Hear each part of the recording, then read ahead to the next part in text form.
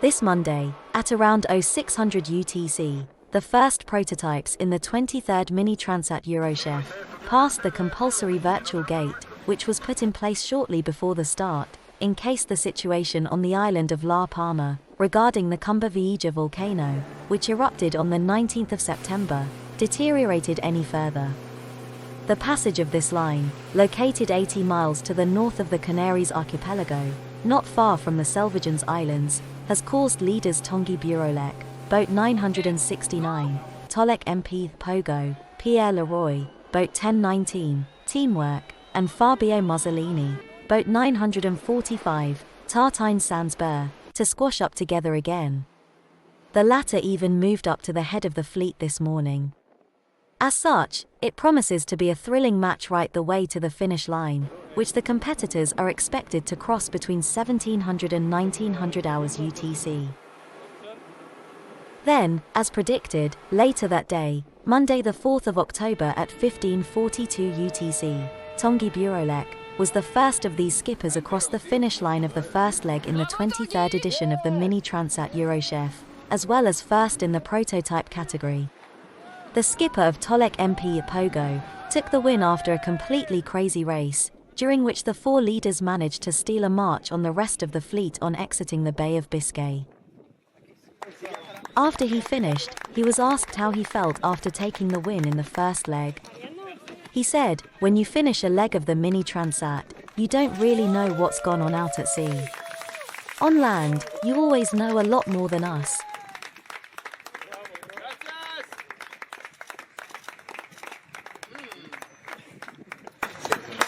Ouais, bah on en sait moins que vous à chaque fois, hein. Là c'était la surprise, hein. Du coup, ouais, j'étais vraiment étonné de voir Fabio ce matin à l'AIS. J'étais même, je croyais que mon AIS déconnait quoi, parce que la veille j'avais quoi, 40 000 d'avance sur lui. Et du coup on a discuté un peu à la VHF, là il a pu accélérer toute la nuit quand moi j'avançais pas, donc voilà. Et du coup j'avais peur que Pierre soit avec lui, mais je l'ai appris ici en arrivant que j'étais premier, donc c'est cool. Bah ouais, en plus surtout que c'était une étape assez compliquée, hein. Déjà on a su, on est que 4 à être passés, ça on a su à la radio qu'il y a 69 bateaux qui s'étaient arrêtés quand même, donc ça fait bizarre, hein, quand moi j'ai sorti mes cartes pour regarder où ils s'étaient arrêtés en Espagne, mais ouais c'est bon, et tout le monde a l'air sain et sauf, donc c'est déjà bien.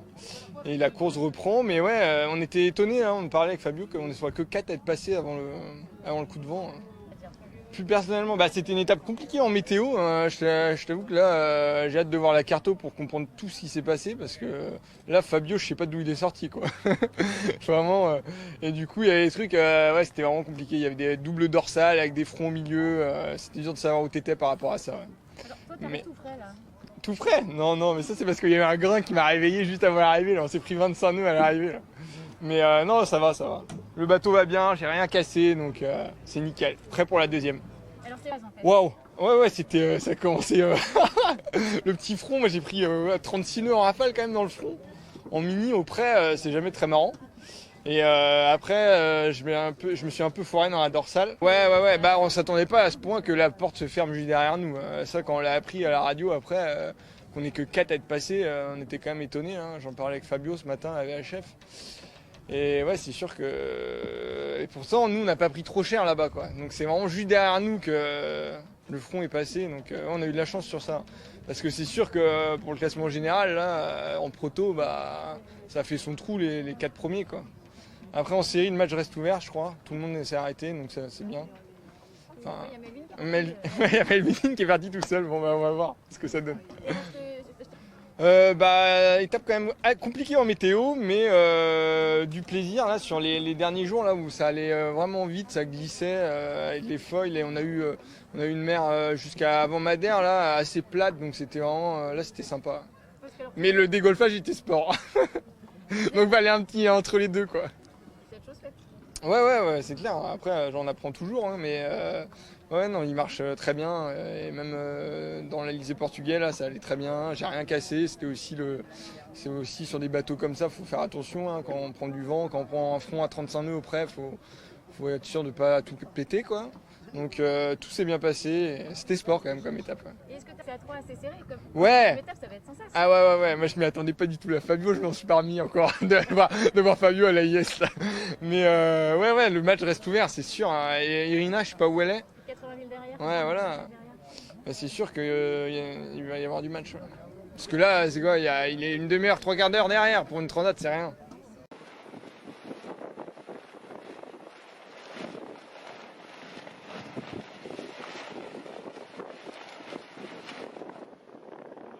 For my part, it was clearly a surprise to see Fabio Muzzolini appear on the AIS this morning. I even thought that my system was acting up because the day before I had a 40-mile lead over him. We chatted a bit over VHF. I learned that he'd been accelerating the whole of last night thanks to a better closing angle than me. I was afraid that Pierre Leroy was with him, but on crossing the finish line I learned that I was first, so that's cool.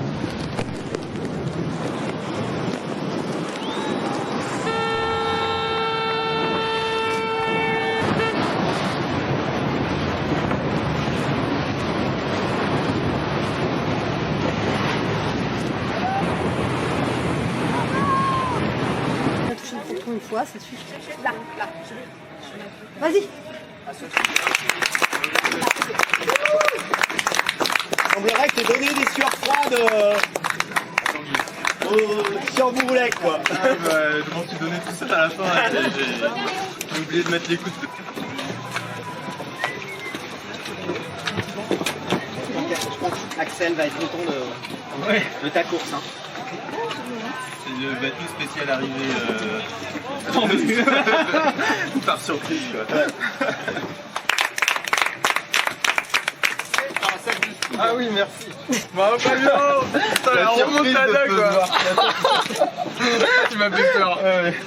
J'y ai cru là quand il y a eu la bascule. Je me suis dit putain c'est le moment ou jamais. Et puis je suis parti au tas, j'avais oublié de larguer la sécu de Bastac dans l'entrée. Ouais, du coup sur la ligne de départ j'étais avec mes patchs d'autocollants. Il y avait la procédure, moi j'étais en train de sécher la voile et tout, mais avec le vomi au ventre et tout.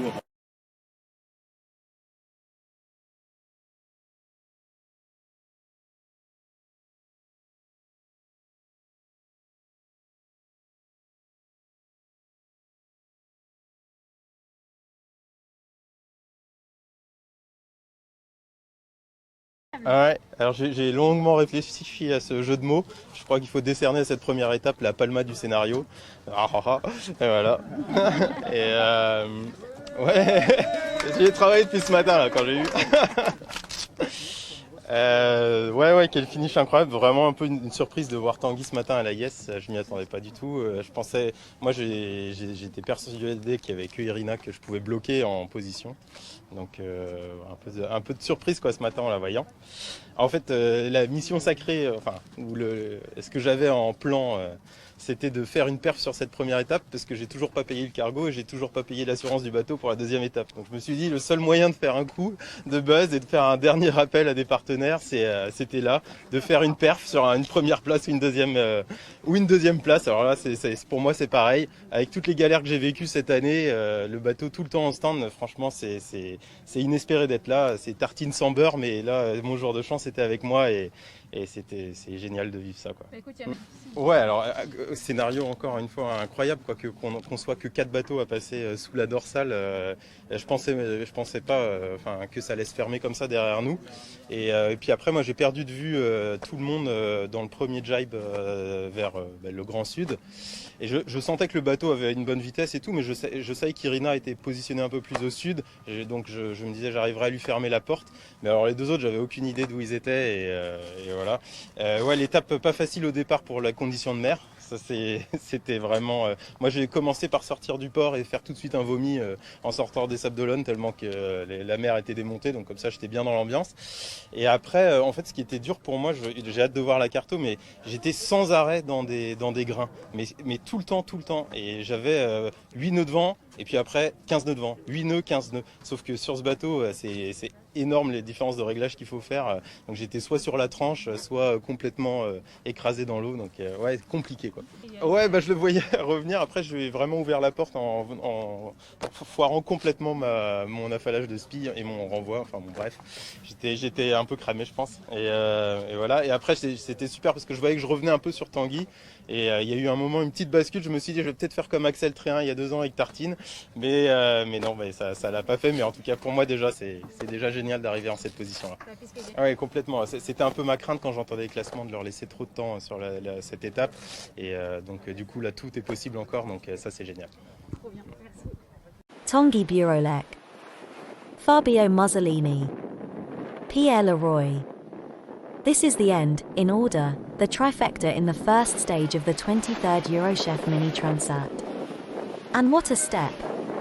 Marked by a lively crossing of the Bay of Biscay, an overflow of Cape Finisterre, determining, which allowed a small group of 4 to take flight, but also by a remarkable finish, with a gap of less than 1 hour 10 minutes between the 3 leaders. It has certainly kept all its promises. And now for news of George's Kick.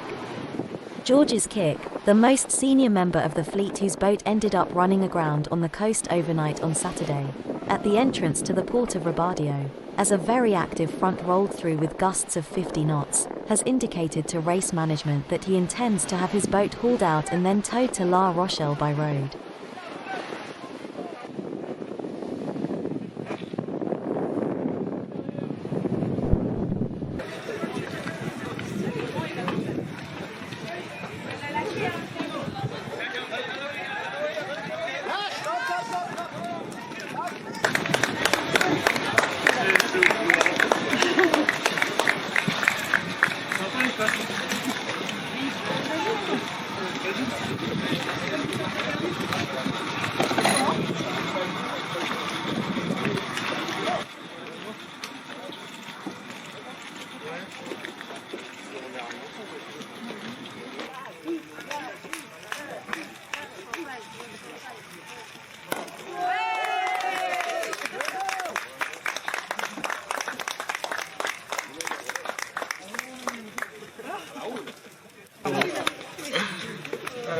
Beau match. Ouais, c'était cool. Hein. J'ai hâte de voir la carte. On est super contents, il fait super beau. Mais alors, j'ai pas compris. Parce qu'en fait, alors déjà, je comprenais pas pourquoi ils me remettaient tous les jours. Et parce que j'étais sur la route directe. Et après, quand j'ai vu Alaïès, je me suis dit, bon, c'est peut-être Tanguy. Quand j'ai vu Fabio, je me dis, en fait, les deux, ils sont passés par un endroit, je sais pas où ils sont passés. Donc, voilà. Après, je suis hyper content parce qu'on arrive tous ensemble. Donc, grosso modo, c'est top départ pour la deuxième étape. Et voilà, on est à égalité. Donc, ça, c'est trop cool. Et puis, parce que ça s'est bien passé, j'ai cassé 2 trucs. J'ai cassé mon réflecteur radar et j'ai cassé mon orteil gauche. Mais le reste, ça va, quoi. L'orteil gauche, grave. Ouais, j'étais d'autant plus content qu'il y a 2 ans, j'avais fait ça. Je voulais faire le plus gros sanglier et être allé le plus haut à la côte pour aller vers le plus fort. Ça n'avait pas marché. Et là, quand j'ai vu que j'étais parti pour le refaire, j'ai dit, bah allez, cette fois, je suis sûr que ça va marcher, quoi. Donc, ouais, non, c'était... Ouais, moi, je suis content d'avoir fait ça, quoi. Mais après, encore une fois, je sais pas. Ouais, l'histoire de ils me remettent tous les jours, j'ai pas compris, quoi. Donc après, il y a des trucs encore où je tâtonne un peu à certaines allures sur le bateau, donc voilà, il y a peut-être un peu de ça, mais je suis curieux de voir la cartographie en tout cas, quoi. Surtout que Fabio était... Non, mais en tout cas, c'était cool, le bateau il va vite. Ouais. Et puis, ouais, j'espère juste avoir une deuxième étape avec du vent fort parce que, comme le long du Portugal, là, ça, en mode sanglier, moi ça me va très bien. C'était Pas que génial. ça, parce qu'on a vu justement quand c'était un peu filou, justement là on parlait du Cap Finistère. Ouais. À Cap Finistère, au contournement, j'ai l'impression que j'ai fait un truc simple mais qui n'était pas trop mauvais. Je suis curieux de voir ce qu'ont fait les autres. Où justement je suis resté dans du vent plutôt que d'aller me tanker dans la côte. Mais ouais. Et globalement, c'est ce qu'il a dit Tanguy tout à l'heure. Ouais, le début, c'était les 2 premiers jours, c'était aller se faire cartonner par le premier front, c'était un peu dur. Mais c'était le mauvais moment à passer, mais ça allait.